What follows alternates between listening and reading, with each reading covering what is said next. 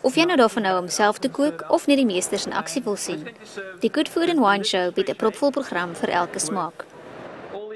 Hier kan jy die voorste internasionale chefs by die Chefs in Action Theater te sien kry, 'n kookklas bywoon of net loop en aan gehalte produkte knibbel. Vir Masterchef deelnemer Ilse Fourie was dit die eerste keer dat sy aan so 'n hoë profiel kosskou deelgeneem het.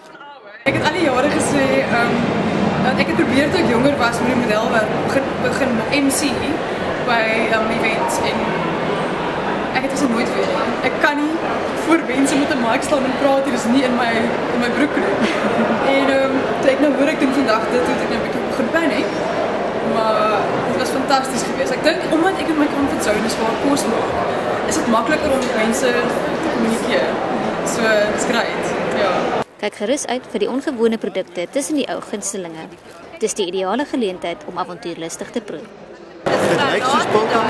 Dit is 'n bietjie soos 'n biltong snapsticks, maar dit is heeltemal vegetaries. Dit is net van eie vrug gemaak. Heeltemal van eie vrug. Wat gebeur met baie vleiseters?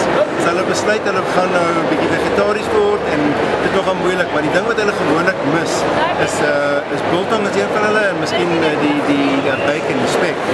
En ek het voorheen al biltong gemaak en iemand vir my die eie vrug, gedroogde eie vrug gegee met die smaakloos gewees. So sê ek maar ek gaan 'n bietjie werk hier op en ek gaan 'n biltong probeer maak hier uit.